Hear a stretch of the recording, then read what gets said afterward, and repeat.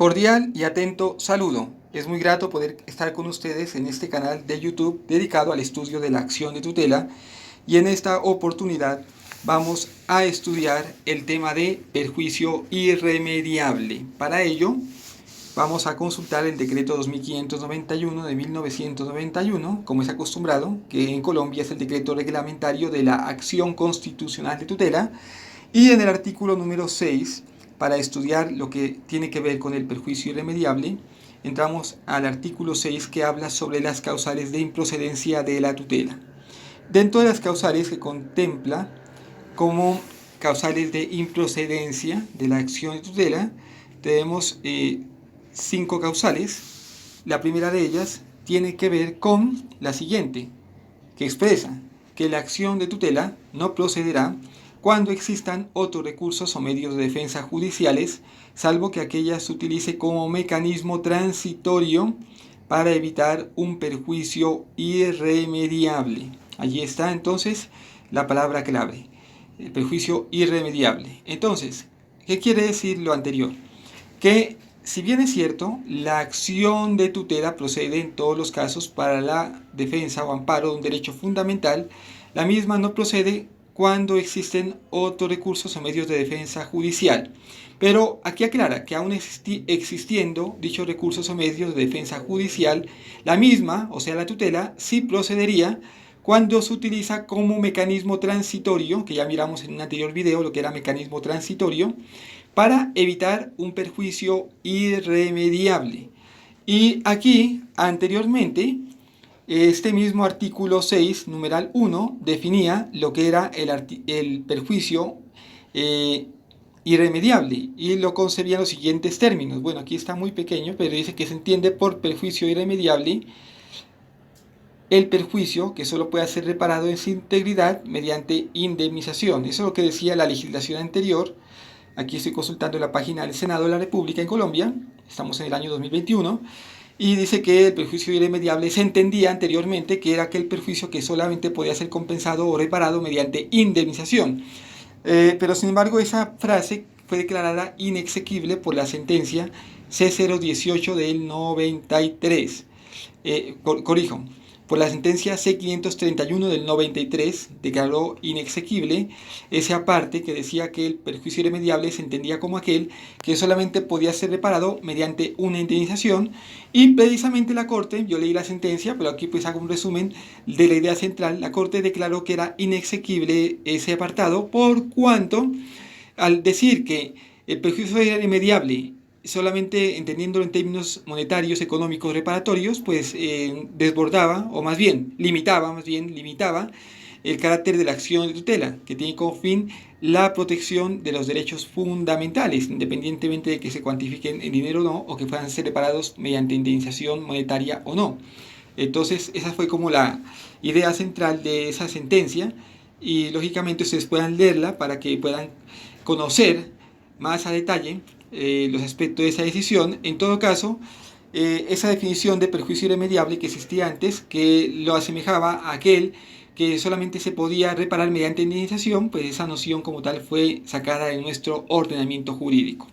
Ahora bien, miremos que entonces este decreto, también el artículo número 8, habla nuevamente de la tutela como mecanismo transitorio. Ya no hablamos de causales de improcedencia, sino ya directamente de la tutela como mecanismo transitorio, que dice que aun cuando el afectado disponga de otro medio de defensa judicial, la acción de tutela procederá cuando se utilice como mecanismo transitorio para evitar un perjuicio irremediable. ¿Y por qué dice como mecanismo transitorio?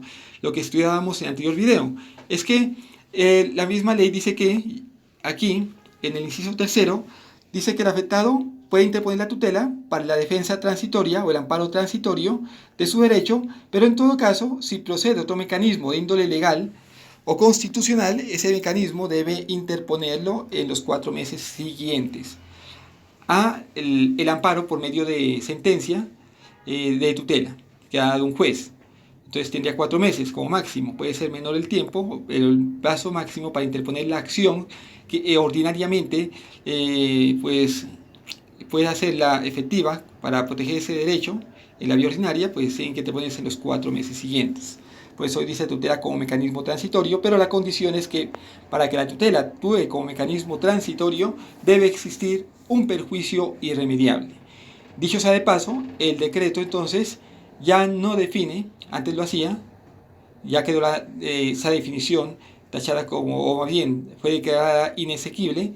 Entonces, hoy por hoy, el decreto 2591 de 1991 no define lo que es un perjuicio de carácter irremediable.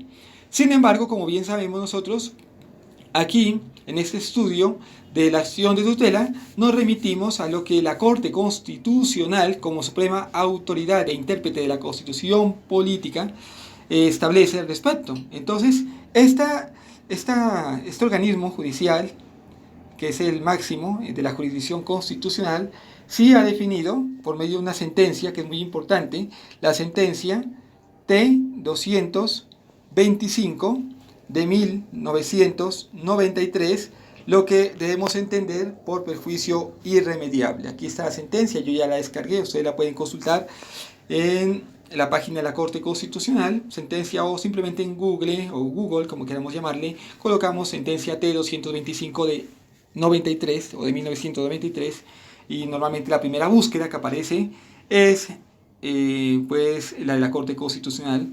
Yo la descargué aquí en este editor de Word de texto, y está la sentencia T-225 del 93. Esta sentencia es muy importante porque, primero que todo, es la sentencia que empezó por definir lo que es el perjuicio irremediable. Es del año 93, prácticamente es una sentencia de las primeras, porque la Corte Constitucional empezó a ejercer esa función de intérprete de la Constitución desde el año de 1991-1992. Y aquí vemos cómo esa sentencia pues, es del segundo año, prácticamente, de existencia de la Corte Constitucional, y aquí sí delimitó en la sentencia, en esa sentencia T-225 de 1993, lo que debemos entender por perjuicio irremediable, y lo hace a través de unas características. Y para ello, rápidamente, aquí pues subrayé previamente este archivo para que podamos analizar lo relevante de esa sentencia, en donde en el apartado número 5 de la sentencia dice el perjuicio irremediable y sus alcances, como subtítulo, el perjuicio irremediable y sus alcances. Entonces aquí dice lo siguiente, que la Carta Política de la Constitución, el artículo 86, inciso 3, establece como requisito para que proceda la acción de tutela el que no exista otro medio de defensa judicial, salvo que se trate de evitar un perjuicio irremediable. Que eso ya lo hemos visto de muchas maneras aquí en este canal, que sí, existe otro medio judicial, la tutela no procedería, pero si existe un perjuicio irremediable, entonces en ese caso sí, desplazaría la acción de tutela al mecanismo ordinario. Y entonces, el artículo 6, numeral 1, que acabamos de leer, del decreto 2591 de 1991, señala que se entiende por perjuicio irremediable aquel que solo puede ser reparado en su integridad mediante indemnización. Esa sentencia pues estableció esto, porque esa sentencia fue anterior a la otra, que acabé de citar hace un momento, donde se declaró inexequible ese apartado. Por tanto, el perjuicio irremediable ya pues tiene otras connotaciones que se van a ver a continuación, no ya se remite al tema indemnizatorio. Y aquí dice que el género próximo ya empieza a definir el perjuicio irremediable a partir de sus elementos, de sus palabras o sus sustantivos, porque la primera palabra perjuicio irremediable es un sustantivo. ¿Y qué es perjuicio? Dice que el diccionario de la Real Academia de la Lengua entiende como perjuicio el efecto de perjudicar o perjudicarse, y perjudicar, según el diccionario de la Real Academia, significa ocasionar daño o menoscabo material o moral. Por tanto, hay perjuicio cuando se presenta un daño o menoscabo material o moral injustificado, es decir, no como consecuencia de una acción legítima. Y continúa aquí diciendo que ya con respecto al término irremediable, ¿qué significa irremediable según el diccionario de la Academia Española? Es aquello que no se puede remediar. La lógica de ello es porque el bien jurídicamente protegido, ya hablando jurídicamente, el bien jurídicamente protegido, el derecho que se quiere amparar, se deteriora irreversiblemente hasta tal punto que ya no puede ser recuperado en su integridad. Por ello se justifica la indemnización, según lo que decíamos antes. Ya esa definición no existe, porque es imposible devolver o reintegrar al mismo bien lesionado en su identidad o equivalencia justa. Y aquí entonces la irremediabilidad del perjuicio hay que tener en cuenta, para determinarla, la presencia concurrente de varios elementos. Y aquí entonces es donde, como tal, define lo que es el perjuicio irremediable, pero a raíz de 4 elementos. Podríamos decir que son 5, pero aquí cita 4, porque el quinto sería que el perjuicio debe ser probado por medio de elementos probatorios debidamente aportados con la demanda de tutela. Pero bueno, aquí en esa sentencia y en las que vendrán posteriormente, porque esta es prácticamente la primera que habla sobre esta definición, la línea jurisprudencial hasta este momento no ha variado. Son 4 elementos que determinan que un perjuicio es irremediable, y aquí hace como una definición de esos 4 elementos en una frase. Dice que la irremediabilidad del perjuicio, para ella hay que tener en cuenta la presencia concurrente de varios elementos que configuran su estructura, como la inminencia, que exige medidas inmediatas, primer elemento. Segundo, la urgencia, que tiene el sujeto de derecho por salir de ese perjuicio inminente. Tercero, la gravedad de los hechos, que hace evidente la impostergabilidad de la tutela. La impostergabilidad es el 4 elemento, la impostergabilidad de la tutela como mecanismo necesario para la protección inmediata de los derechos constitucionales fundamentales. Y bien, aquí también habla de que cuando se dan esos 4 elementos, se pone de relieve que existe la amenaza. Y aquí define que la amenaza es, no es la simple posibilidad de lesión, sino la probabilidad de sufrir un mal irreparable y grave de manera injustificada. Entonces, no es simplemente una lesión cualquiera, la amenaza, sino que es la probabilidad de sufrir un mal irreparable y grave de manera injustificada. Pero aquí es donde decimos que la amenaza requiere un mínimo de evidencia fáctica, que decíamos que era como un quinto elemento, algún fallo, de pronto traeremos después, dice que pues deben probarse el perjuicio irremediable. No es un quinto elemento que aquí se cite, pero digamos que sí, que además de los 4 elementos que estudiaremos a continuación, que son la inminencia, la urgencia, la gravedad y la impostergabilidad, también pues se requiere que este perjuicio pues lógicamente se encuentre probado. Ahora bien, para ya culminar con este video, vamos a mirar cada uno de los 4 elementos que componen la irremediabilidad del perjuicio, que son el primero, decíamos, que era la inminencia. El perjuicio debe ser inminente, que amenaza o está por suceder prontamente. Con lo anterior se diferencia de la expectativa ante un posible daño o menoscabo, porque hay evidencias fácticas de su presencia real en un corto lapso que justifica las medidas prudentes y oportunas para evitar algo probable y no una mera conjetura hipotética, algo que es muy probable, algo que está por ocurrir. Esa es la inminencia. Lo inminente, pues, desarrolla la operación natural de las cosas que tienden hacia un resultado cierto, a no ser que oportunamente se contenga el proceso iniciado. Aquí habla de que hay 2 tipos de inminencias, unas que son incontenibles cuando ya es imposible detener el proceso iniciado, pero hay otras, dice aquí esa jurisprudencia, esa sentencia, que con el adecuado empleo de medios en el momento oportuno pueden evitar el desenlace efectivo, y se puede evitar algo que ya va a ocurrir. Entonces allí hablamos de que el perjuicio pues aún es inminente, se lo puede evitar, de lo contrario ya sería un daño consumado, que es otro tema que ya miramos anteriormente, ya algo que no se puede resarcir, algo que ya no se puede compensar, algo que ya no se puede reparar, ya se consumó el daño. Pero aquí hablamos de que la inminencia, hasta este momento se puede evitar el daño si se hace el uso efectivo y oportuno de la tutela. Volviendo aquí al tema, el segundo elemento del perjuicio irremediable es que las medidas que se requieren para conjurar el perjuicio irremediable han de ser urgentes. Segundo elemento, ve aquí, urgencia, es decir, como calidad de urgir, en el sentido de que hay que instar o precisar una cosa a su pronta ejecución o remedio, tal como lo define el diccionario de la Real Academia. Es apenas una adecuación entre la inminencia y la respectiva actuación. Si la primera, o sea, si la inminencia hace relación a la prontitud del evento que está por realizarse, o sea, de la vulneración, la amenaza se va a concluir, se va a concretar mejor. Entonces, eso es lo que tiene que ver con la inminencia, la prontitud de la realización de un hecho. La segunda, o sea, la urgencia, alude a su respuesta proporcionada en la prontitud. Pero además la urgencia se refiere a la precisión con que se ejecuta la medida, de ahí la necesidad de ajustarse a las circunstancias particulares. O sea, claro, como el daño va a ser inminente, entonces se requiere una medida urgente que actúe de manera rápida y precisa, de tal manera que proteja de manera efectiva el bien amenazado, el bien que está en peligro de ser vulnerado, ese derecho fundamental que va a ser dañado por la acción antijurídica de un particular o la acción antijurídica, en este caso de una autoridad pública también. Bueno, ahora bien, el tercer elemento viene a ser que el perjuicio debe ser grave. Esa es la gravedad, tercer elemento del perjuicio irremediable, lo que equivale a la gran intensidad del daño o menoscabo material o moral en el haber jurídico de la persona. Aquí volvemos a la definición de lo que es el perjuicio, que puede ser menoscabo moral o menoscabo material.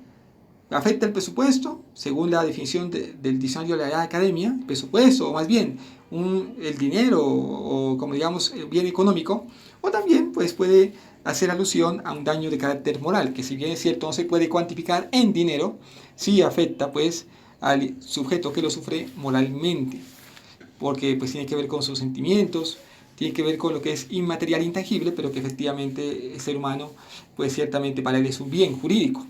Entonces, esta gravedad tiene que ver con la intensidad del daño material o moral que pueda sufrir el haber jurídico de la persona.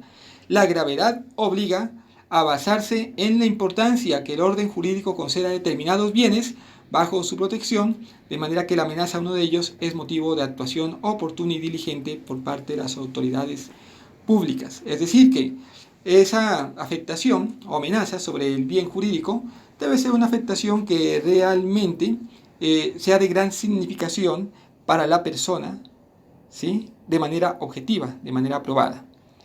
Entonces, ese es el tercer elemento. Y tenemos por último elemento la impostergabilidad. Vemos cómo los elementos se enlazan, porque aquí ya hablamos de la impostergabilidad, que tiene que ver con la urgencia y la gravedad, que determinan que la acción de tutela sea impostergable, ya que tiene que ser adecuada para restablecer el orden social, justo en toda su integridad. Si hay postergabilidad de la acción, esta corre el riesgo de ser ineficaz por inoportuna. Se requiere una acción en el momento de la inminencia, no cuando ya haya desenlace con efectos antijurídicos. Por ese motivo, pues la acción de tutela pues, es la acción que procede en los 10 días siguientes a la vulneración o amenaza del derecho fundamental. Eso, pues, eso es una característica inclusive de la misma acción de tutela. Procede de manera rápida, porque en caso de que procediera después, pues ya la medida prácticamente vendría a ser inane, sin efectos. La tutela no tendría como tal ese efecto de proteger el derecho fundamental, sino pues ya habría un daño consumado, por cuanto no se interpuso, o más bien el juez no decidió de manera rápida. Entonces tengamos en cuenta, por ejemplo, aquí lo traigo a colación únicamente, como ejemplo, y es que, digamos, si un derecho fundamental puede ser protegido por una acción ordinaria de carácter administrativo y laboral, puede ser protegido, pero esa acción ordinaria o esa acción de carácter administrativo o legal, cualquiera que sea el mecanismo, no protege de manera inmediata el derecho, entonces en este caso se daría un daño consumado.